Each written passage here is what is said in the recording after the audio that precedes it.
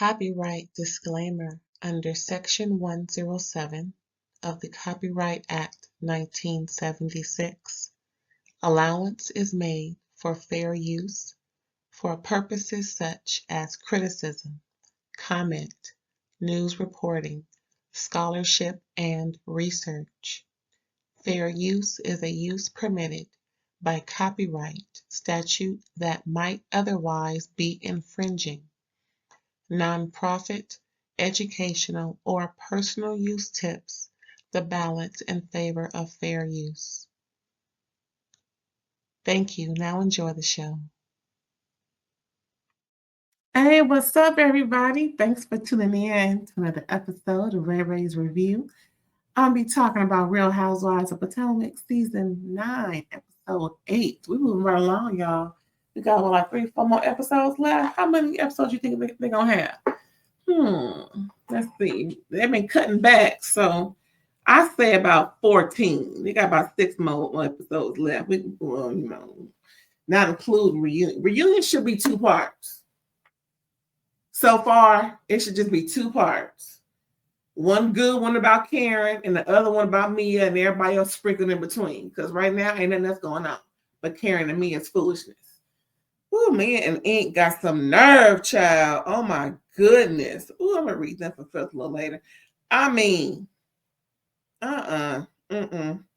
listen, we all grown, right? We all grown because everybody over here is grown.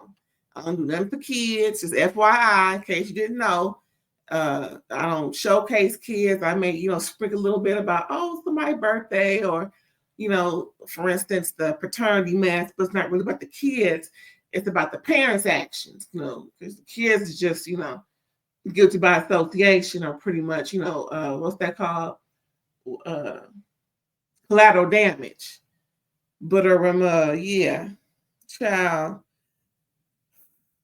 Before I really dig in, thanks for tuning in. I appreciate you. Please like, comment, subscribe if you haven't already, and share because I'm on my way to 1,000 subscribers. I appreciate you, everybody. Real Housewives of Potomac. Boy. 9 seasons. 9 seasons of foolishness.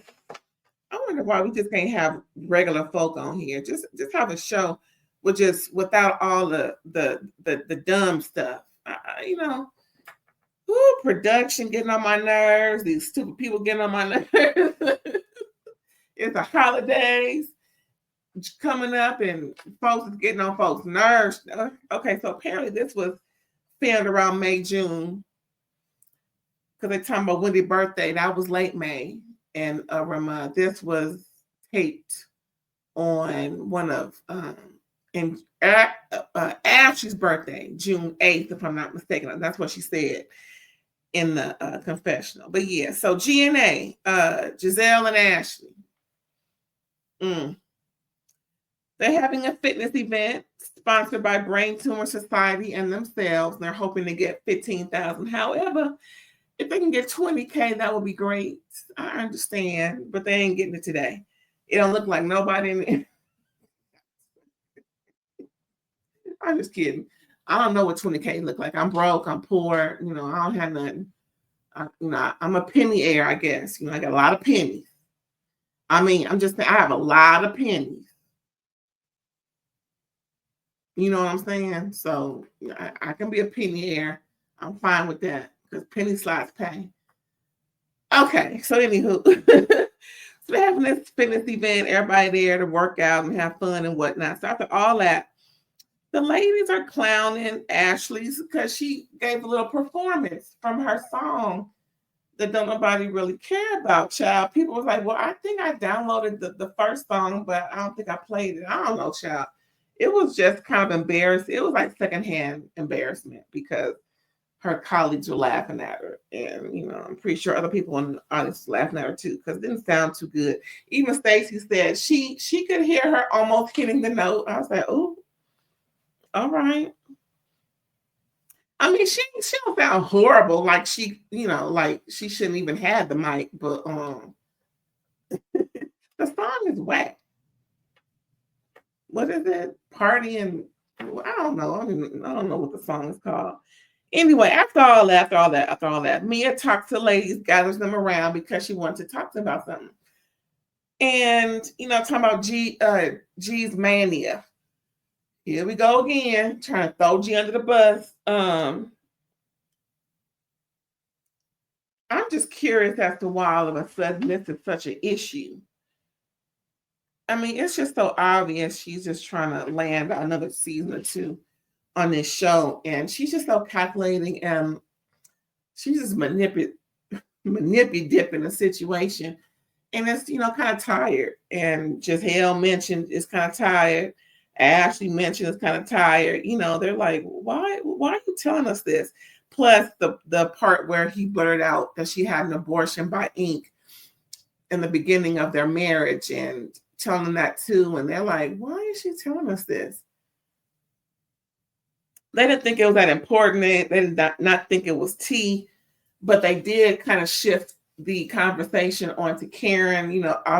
Obviously she couldn't be there because she was at her court date. So this had to be June 4th. I remember they kept blastering her court date to be June 4th, 2024.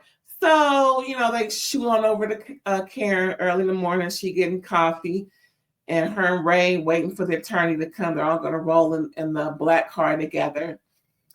So pretty much she just keeps making sure that on camera that the attorneys is not mic'd, because of course they're strategizing and all of this is private, privileged information. And so they pretty much ride on over there and walk on in and everything, and then they kind of flash back. So they're pretty much kind of going back and forth a little bit between the court appearance and whatnot. And pretty much we find out that that after the court appearance, that it was postponed pretty much until September, I think 23rd. So what, about a month ago they had the court date. I wonder what happened. We haven't heard anything. And that was pretty much it. But luckily, Karen gave Kiana the information, gets to the ladies. So all the ladies, everybody, including the friends of the show, they all met for lunch, and that's when Kiana delivered the news about the September 23rd postponement date. And what was crazy was, not crazy, but just little, just hearing the attorney say, well, that's why we went there, and pretty much we got what we wanted. So, what, yada, yada, yada. So pretty much they went in there to postpone it. It wasn't like it was going to be a full-fledged court date. But then again, you never know from what the judge accepts. So pretty much they went in there. She got her postponement, 90 days? So June 4 to September 23. That's about 3.5 months. So good for her. She got what she wanted, at least in the meantime. So that's that on that. Yeah, so their little lunch date wasn't really anything. It was just pretty much Karen letting the ladies know what was up. Next, we see Ashley's birthday party and her kids again on top of the counter helping her. They help, pretty much bake the confetti cake for Ashley's birthday, and it was pretty cute. Her Uncle Luck came, his wife Monica, her cousin Kayla, and the kids and Ashley, and then the mom came a little later. Ashley was a little upset because when their birthday party is that night, and she was just upset that it was on her birthday, but it was what it was. So then she started talking about the divorce process, and she started crying because it is like a loss. People say divorces are like funerals because it's a loss. It really is. But Uncle Love said every time, this was funny. Uncle Love said every time that she'll see Michael, he'll remind her of the reason for the divorce. I'm like, oh, and then everybody else start chiming in because, like I say, after her mom comes in, I start going more and more on from what they were talking about. And what's the name? Auntie Monica went on to just start the conversation about how he's not pleased with how Ashley is maturing. he just wants that young girl that he can control. And everybody said, yeah, what's the word of the day? Control. Everybody was like, control. So, pretty much they're just, rubbing it in that Ash is doing the right thing. They're happy for her. They're ecstatic. They're, on her side, of course. And I'm glad that she has a support system no matter what. But they just really convinced Nashy that she shouldn't go backwards. She, move forward, girl, move on, get the paperwork done. But at least she can afford the place. Now, one thing I don't understand is, as she's getting a nice little check from Bravo and she wants to maintain her lifestyle, she can afford to help her mom. But I believe the reason why she won't is because of that man her mom was with, because she don't want to pay for that man to live well, so it's, it's like a damn if you do, damn if you don't situation, catch 22. I get it. But if her mom has bills specifically, I would pay her mom's bills. For instance, if she got, she got to have this heart stuff going on. So I would help out with that, definitely.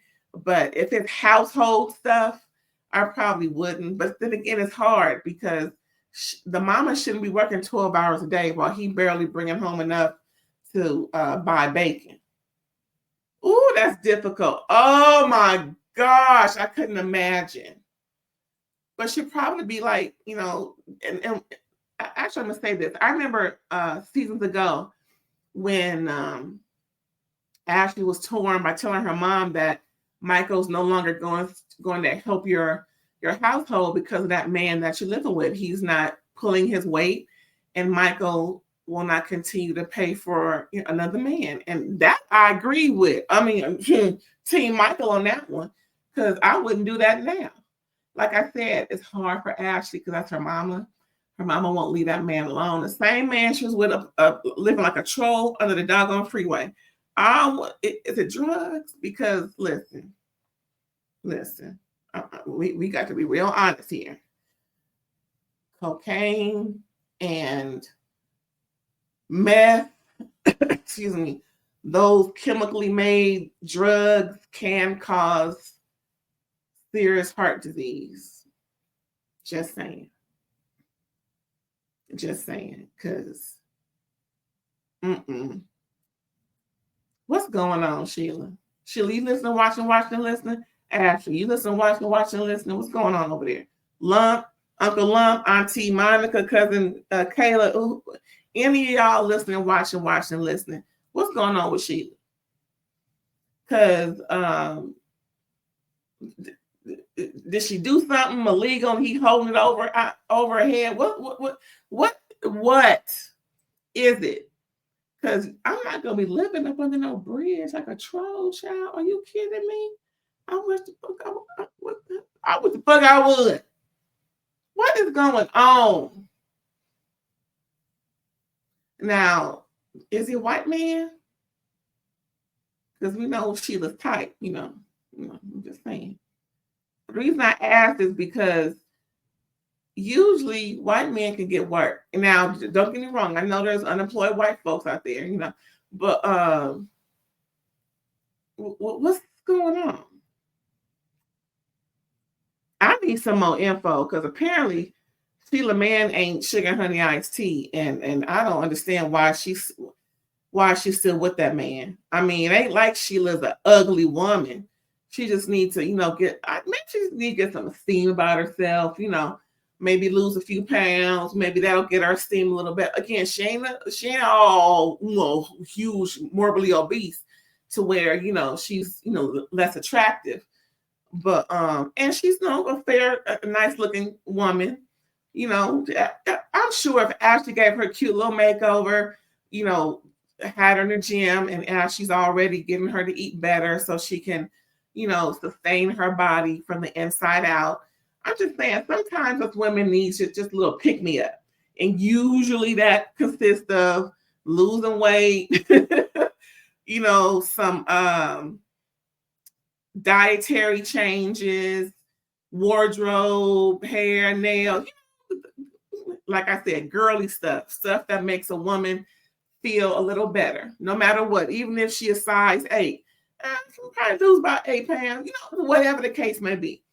I'm just saying, most times we just need a little, 1, 2, 3, 4, and then we'll start feeling better, and then we'll start doing better. But I just want to know what's going on with Sheila, because this ain't cute.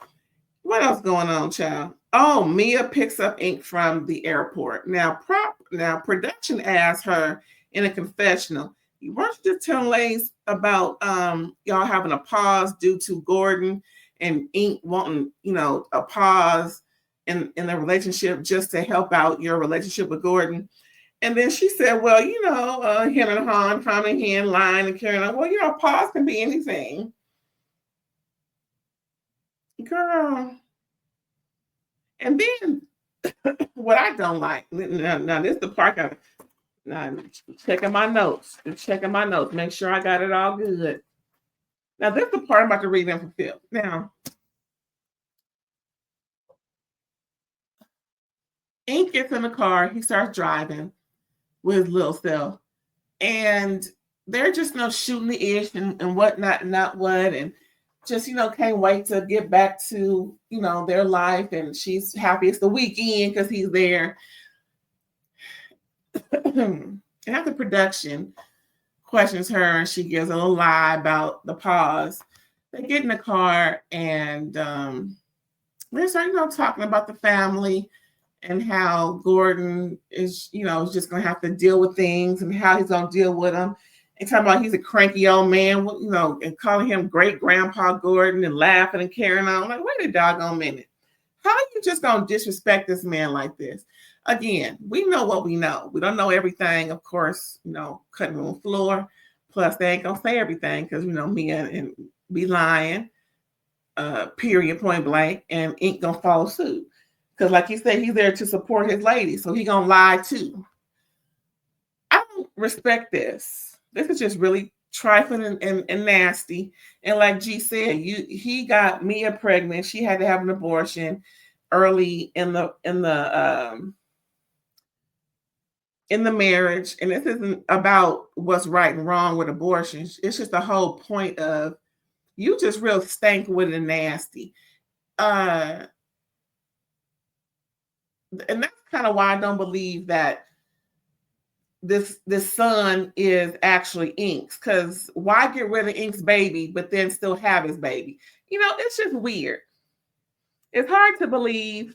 I believe that Gordon is the father of both of them 2 kids because that's what gold diggers do. They always have 2. I don't know what it is. 1 ain't enough, but 2 is I guess it's double the check. Child, listen, Ink and Mia, y'all's 2 trifling ass motherfuckers, and it is what it is.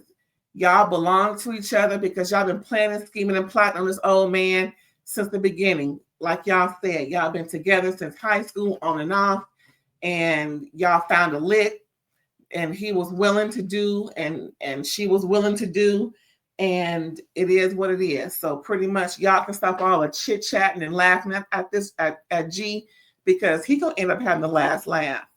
I guarantee you. And all this trying to plot and scheme, trying to make him seem like he's unfit, so he can't possibly receive child support. It's gonna backfire, and I'm gonna be laughing all the way to this channel, Ray all day, talking about it. So yeah, that's that on that. What's going on, child? Wendy, birthday party. So they're just making sure her and Eddie, making sure everything is together before the party starts and going over all the details. That's wonderful. Eddie's family is coming, not his parents, but his siblings. Like I said in the previous review, his parents can't be there due to some other family obligations. However, his siblings are coming, which should be wonderful, wonderful, wonderful. So pretty much the party's starting to jump off. Karen shows up. Giselle is there. Mia says hi to the mom. Mom got her all the way together, making sure Mia apologized for calling her a bird. Remember a couple of seasons ago when they're talking about Wendy's mama was a witch and this. And I'm like, y'all don't stop all this. Wendy better than me because I sure have been cussing everybody out every episode. Every single scene somebody who said something about my mama getting cussed out, whatever, and your motherfucking ass go. You know how you put your finger in, and your motherfucking, it's like you're doing a whip with your finger, and your motherfucking ass will get told off too. And your everybody been in your motherfucking ass. That's how that would have been their name. And your motherfucking ass, whoever said something about my mama, their name will start off, and your motherfucking ass. I'm just saying, because what you ain't gonna do. How about don't do that? Well, she did it, Wendy. So now what? Talk about don't do that. No. You say that beforehand. When you have an inkling of what somebody's about to say that derogatory towards your mama, that's when you say, don't do that. But she already did it. Y'all need to know how to get in somebody. You need to know how to get somebody off of you, because this ain't enough. What I see on this, it ain't enough for me.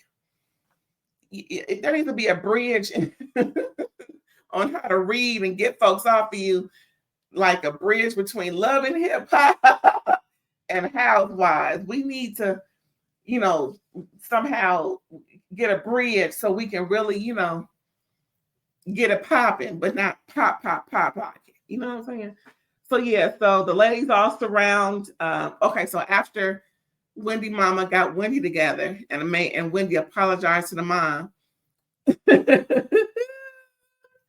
All the ladies surrounded Karen for the tea. Karen was like, it is what it is. I can't really talk about it, so it is postponed, and that's what it is.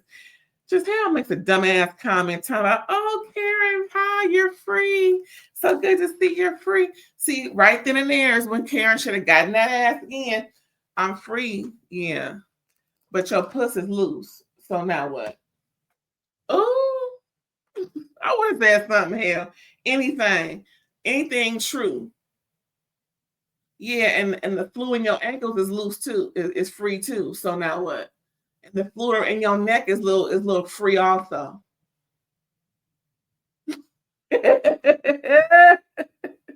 Whatever, say something, but all that you free type stuff. And then she the one who said a prayer, talking about, let me put my first lady hat on. You ain't got nothing else, first lady, going on but a damn memory. Ooh, child, what else is, JT, he was giving Stacey the BLUES. Did y'all watch? Pretty much his panties was in a bunch because she left him to fend for himself. She never came back from him until it was time to sit down. She was, working the room while he was wherever he was, and she didn't come see about him. He sound like a woman.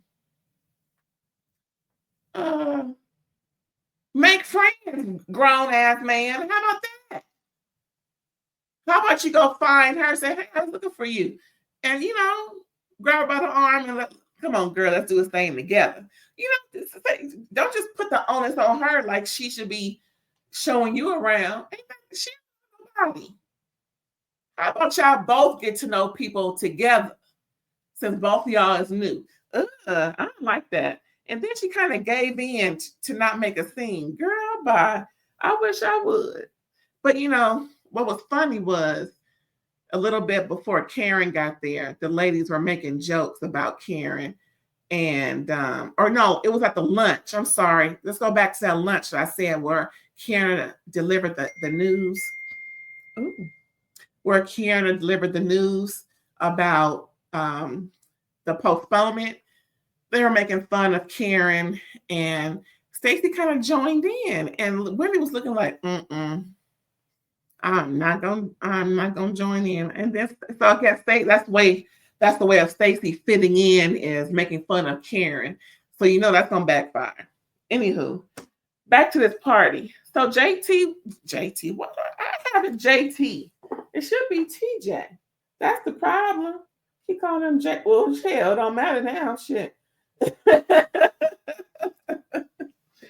So TJ pretty much checked Stacey, and she pretty much gave me. I wish the fuck I would. So after all that, the ladies talk and Mia gets checked for a contradictory story about G and Ink's relationship, talking about how G and Ink are at odds and it ain't good and it's just not, just like she said when they were at that fitness event, it's just not good. G out here blasting had an abortion by Ink and they just won't get along. But all of a sudden, within 24 hours of that, they having cocktails by the pool, taking pictures and all this, that, and the third. So which is it? So pretty much they're all saying what everybody else is saying on in these YouTube streets, how Mia's always lying and she can't be trusted with the truth. Well, yeah, that's because y'all allowed it. Y'all played into it. So she's gonna continue to be that way. It is what it is, right? It is what it is. So anywho, I think that's pretty much it, y'all. Yeah, it was all right. It wasn't all that. Look, 26 minutes worthy. Anyway, thanks for tuning in, y'all. Appreciate you. And we'll see you next time. Later on today, we will be talking about my favorite show, Season 11, Episode 1.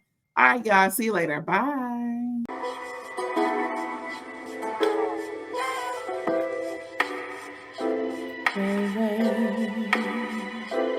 All day.